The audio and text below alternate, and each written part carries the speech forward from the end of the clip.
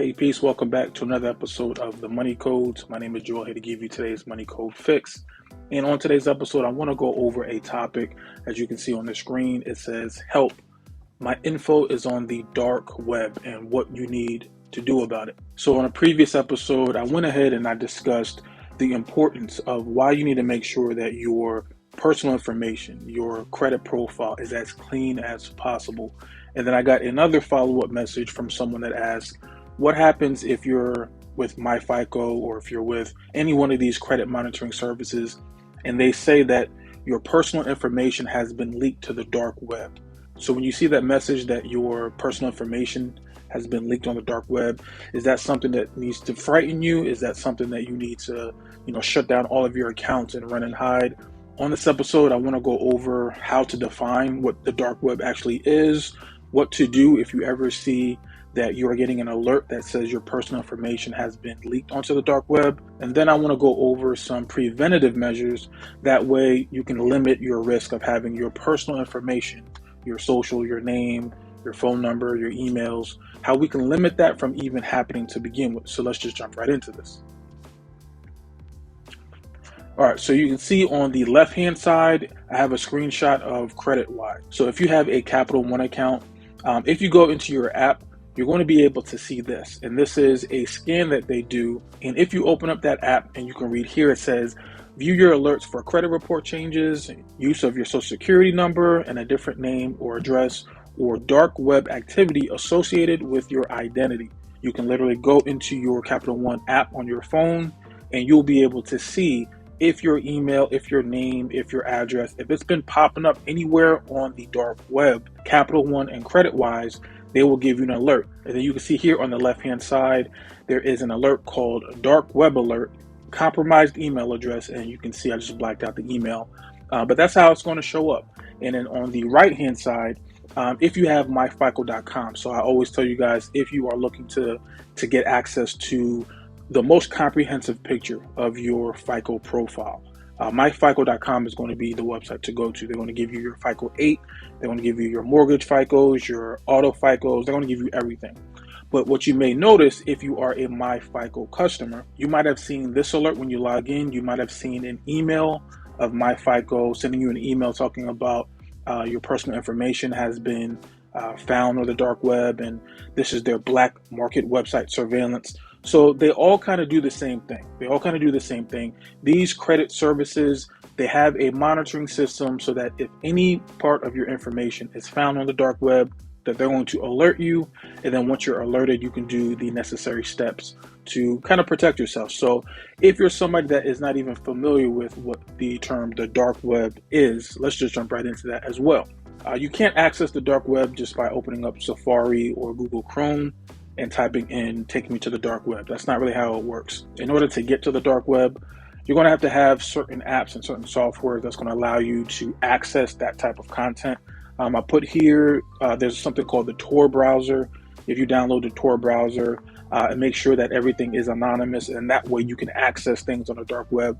But of course, if everything is anonymous on the dark web, you don't have to be a rocket scientist to know that a lot of things that are going on in that area might not be, number one, legal, might not be safe. So for those who are curious and they always want to figure out what's in the dark web, that's something that you want to be very careful about. But then I have on the right, because of the anonymity, the dark web has become synonymous with scammers. So you can easily see if there is a part of the web that is anonymous, that people aren't providing their names, you really can't track their IP addresses as easily.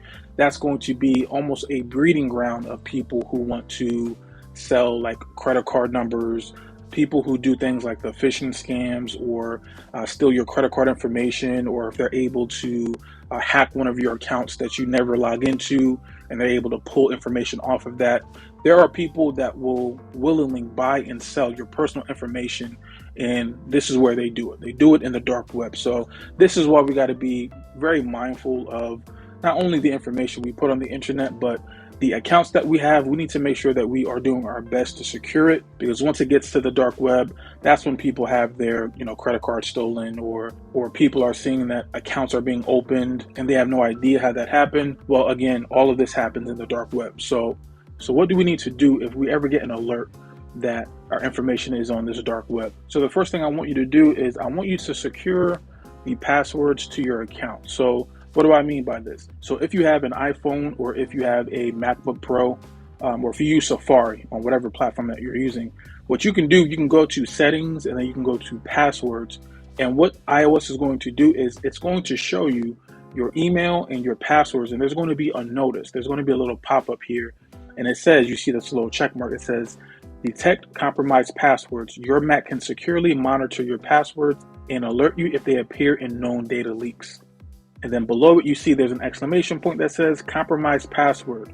The password to your blank account has appeared in a data leak, putting your account at high risk of compromise. Safari can help you resecure your account. So the reason why I want you to do this, if you have an account from 5 years ago, 10 years ago that you never use, and I know a lot of you guys, you use the same passwords for almost all of your websites. If there's a website that you signed up, let's say 5 years ago, with your primary email, and you use the same password that you use for all of your other accounts, if there's ever a data breach, and I've talked about this in other videos, there's always a data breach. I mentioned before how Equifax, I think in 2016, they had a data breach and everybody's information got flooded on the internet. If you're using the same information, if one website ever gets a data breach, they are putting your email out on the internet and they're putting your password out on the internet.